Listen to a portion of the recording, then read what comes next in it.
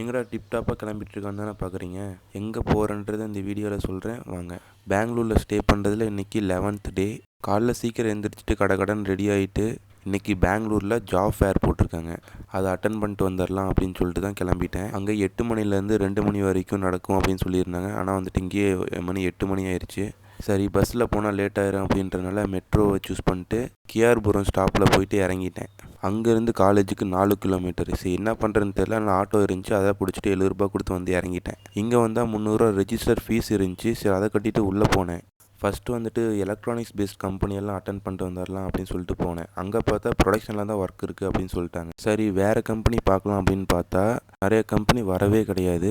ஆனால் இங்கே நிறைய கம்பெனி வந்துட்டு பிபிஓ கம்பெனி தான் ஏகப்பட்டது இருந்துச்சு. நான் தேடுற கம்பெனி அந்தளவுக்கு எதுவுமே வர கிடையாது.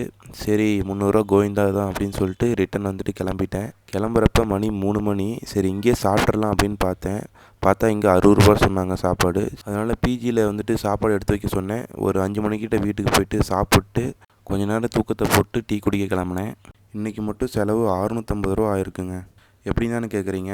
மெட்ரோவுக்கு 140 ரூபா, ஆட்டோவுக்கு 70, ரேப்பிடோவுக்கு 120, ரெஜிஸ்ட்ரேஷன் ஃபீஸ் 300, ஆக மொத்தத்தில் 650. ரொம்ப கஷ்டங்க இங்கேருந்து சர்வைவ் பண்ணுறது.